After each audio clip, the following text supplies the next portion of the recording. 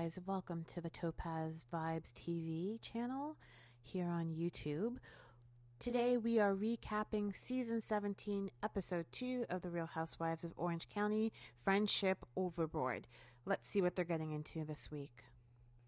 The episode starts off with Jenn, Emily, and Gina getting together for a drink.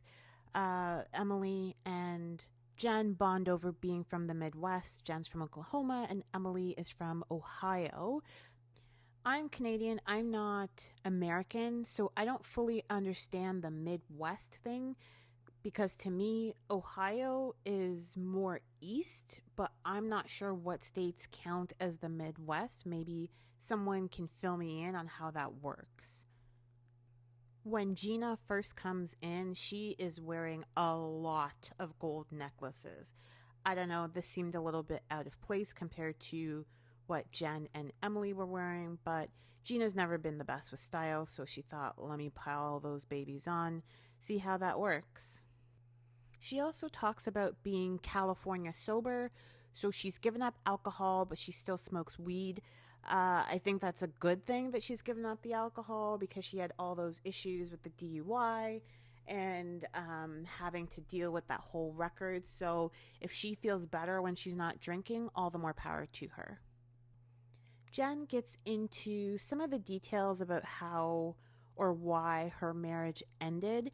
And she talks about the fact that she was, being a mom, taking care of all the kids, fostering a lot of kids, fostering a lot of animals. It almost seems like she was trying to fill a void that was present because of things lacking in her marriage. And so she tried to fill it with all those kids and animals, and that didn't work. And Gina chimes in and she says, after hearing that Jenn didn't have any type of physical relationship with Ryan while she was still married, Gina says, oh, well, that's not cheating. But I think she's confused about what the concept of cheating is. Jenn clearly points out to her, well, if your boyfriend, Travis, was talking all night to another girl in another room, there's that emotional affair piece. So I guess that clued Gina into what Jenn was talking about. I like the fact that Jenn is really open to sharing her story. I think she's doing really good as a newbie housewife. She has an interesting storyline. There's a lot going on with the breakdown of her marriage, the new relationship she's in, and the dynamics of that. She has 5 kids. She's bringing enough to the table that I'd give her a B+ so far as a new housewife.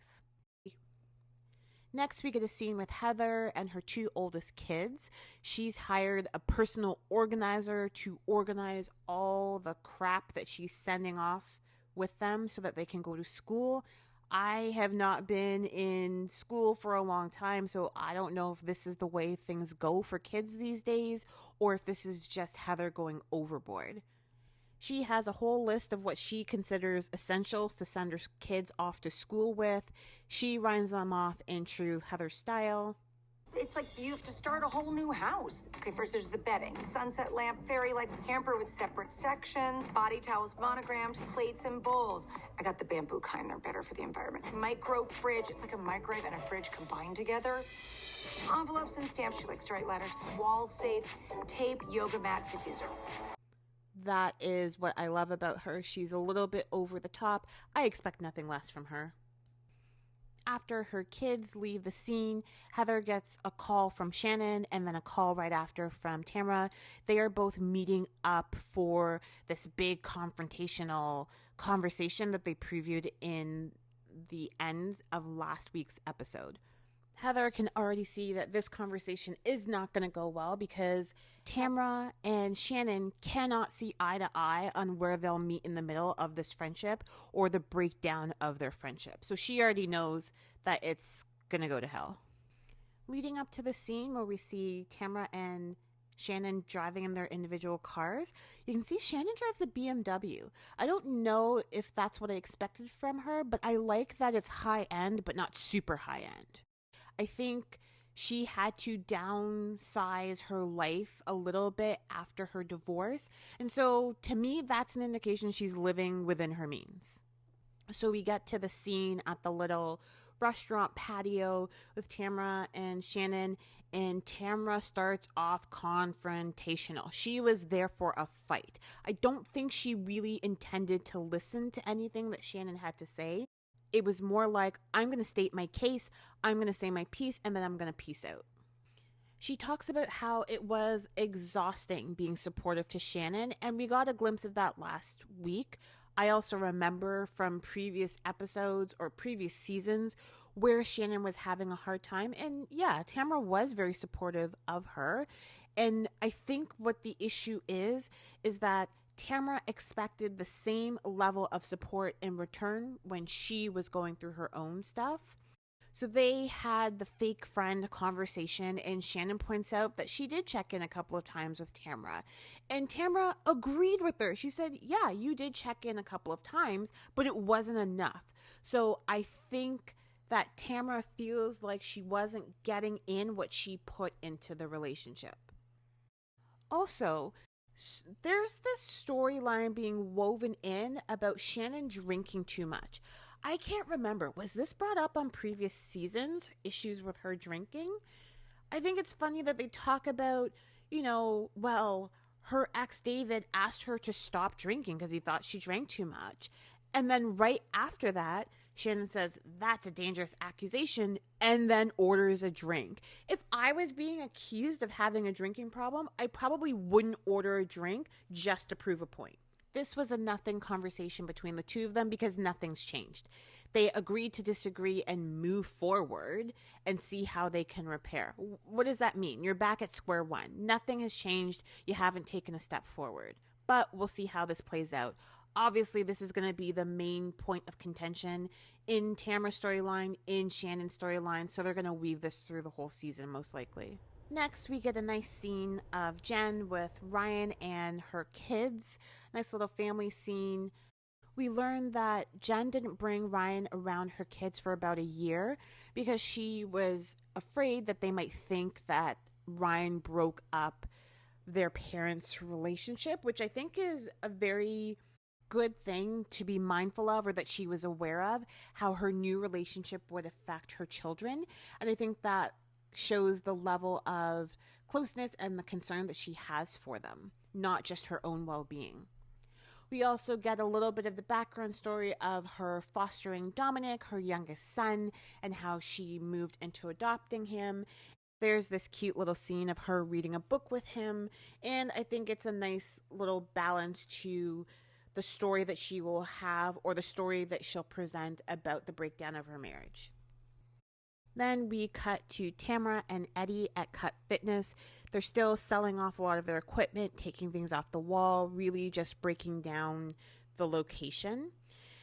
And it has been 10 years that they've been operating this place. That is a long time. And I can see why Eddie would be very emotional or uncertain about what he's going to do next, just because that has been his primary focus for the last 10 years. Tamra mentions that Emily reached out to her and she's really appreciative of it, compared to Shannon, who hasn't reached out to her at all, even after Tamra told her that they're cutting down Cut Fitness. So I think this was setting up for a bash Shannon session, which of course we see next. Tamra tells Eddie that he hasn't asked about her conversation with Shannon, and Eddie comments on Shannon's drinking.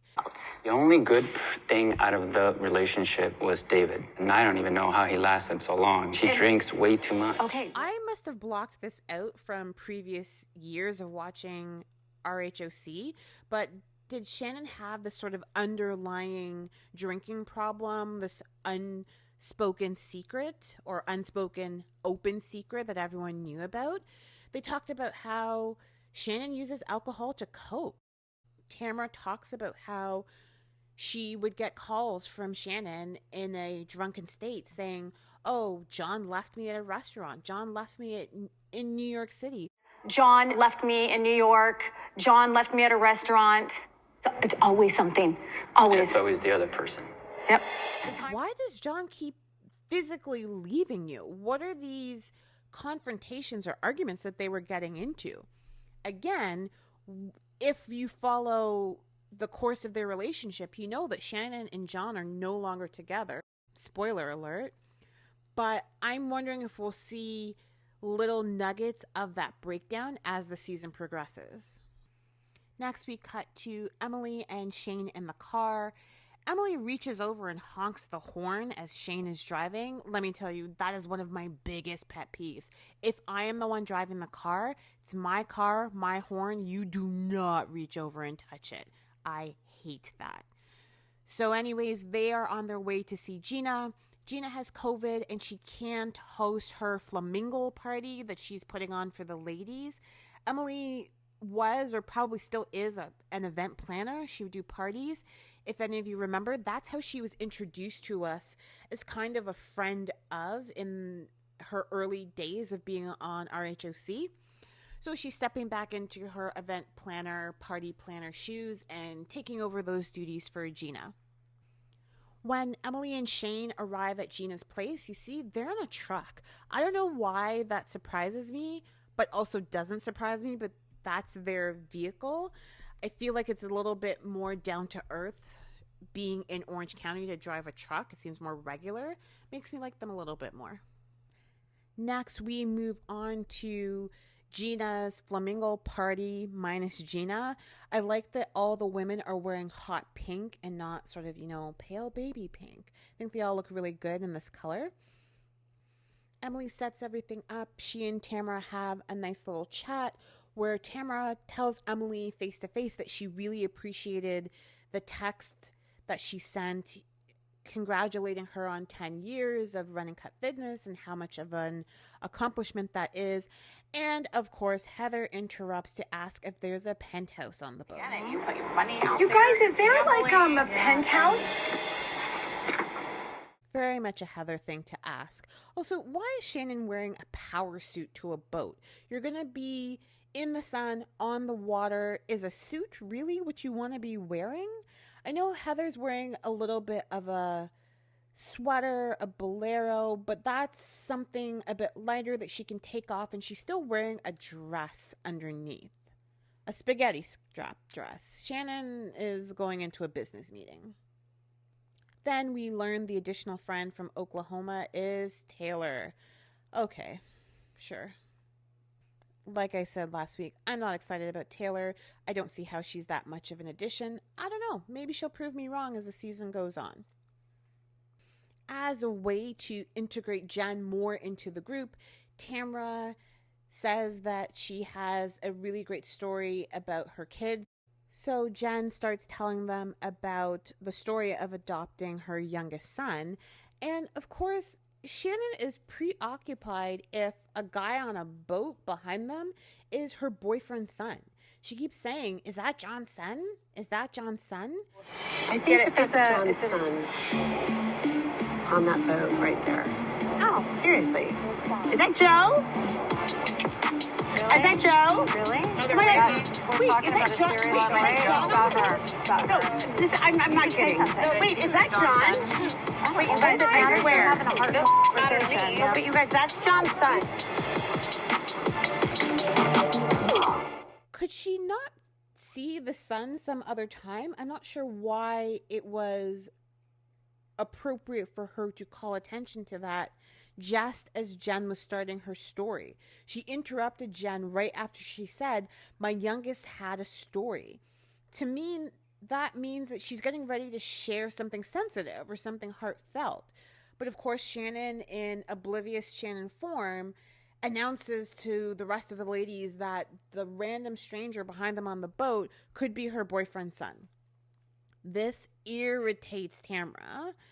And Jenn also comments that it clicks for her what Tamra has experienced with Shannon. John's son. Well, there's my first glimpse. Yeah, exactly. And it clicks. This is what my friend has experienced with Shannon for these last 2 years. You're having a serious... As annoying as that is, do you think that maybe Tamra was just waiting for one of these little oblivious Shannon moments just to blow it up a little bit more? She was looking for a reason to be mad, right? I get it was annoying. Even I was like, what is she talking about? But then Tamra just kept harping on it.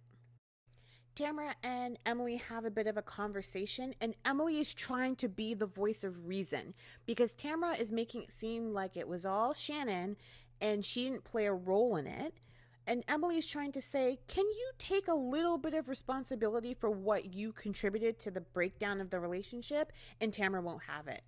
I mean, I am a bit of a Tamra fan, but she's being hard-headed. There's no one person who contributes to the breakdown of a friendship, and Tamra is just not willing to budge on that. She actually starts to get mad that Emily would even propose that and flips into true Tamra mode. I agree with what Emily's saying, that Tamra enabled some of the advantage taking to some degree because Shannon thought she could monopolize her time and Tamra didn't want to be the bad guy, but it just broke her down. And now she's resentful. So again, like I said, true Tamra form, she starts yelling loud enough so Shannon can hear exactly what she's saying. She's clearly doing that to make a moment, to create conflict, so that Shannon can get riled up. When all the ladies come back together, Shannon is told that she was interrupting Jenn. How did she not realize she was interrupting Jenn? She is so oblivious sometimes to things outside of her little bubble that concerns her that she doesn't realize when she's kind of being rude. But the thing is, I don't think it's intentional. I think she actually isn't aware. But of course, this gives Tamra the opportunity to create a scene.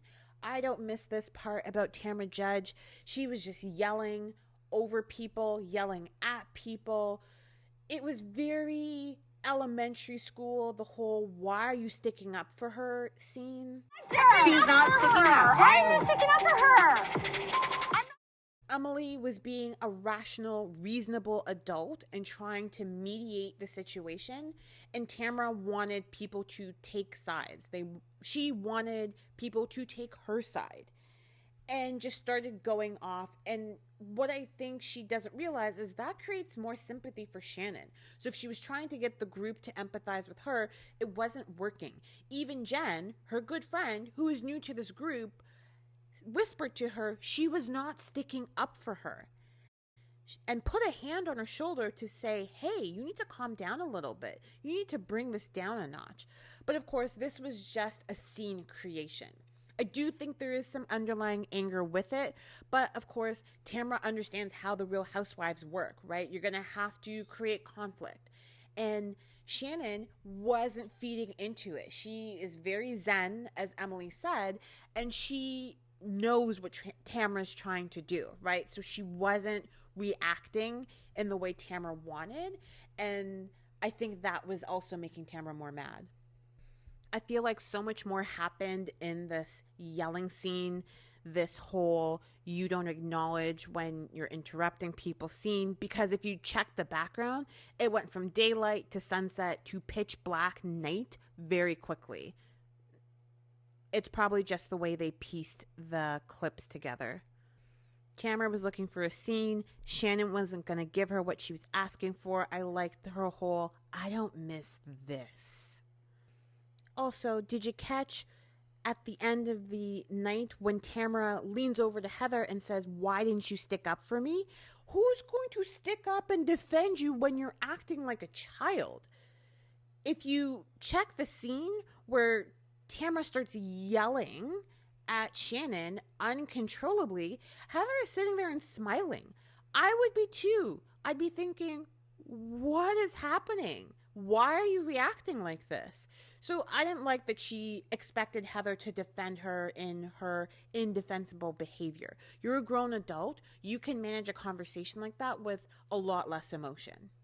That's the end of the scene. That's the end of the episode. Previews for next week. We see that Tamra calls Shannon to apologize. Shannon does not look impressed. I wouldn't be either. I'm curious to see how that conversation goes. And also, mini conflict between Jenn and Tamra. It sounds like Jenn might have a little bit of insensitivity towards Tamra closing her business. We'll see how that all plays out next week. That's it for this week's episode recap. Thanks for watching with me. We will see how all the antics play out next week on The Real Housewives of Orange County. Until then, thanks for watching.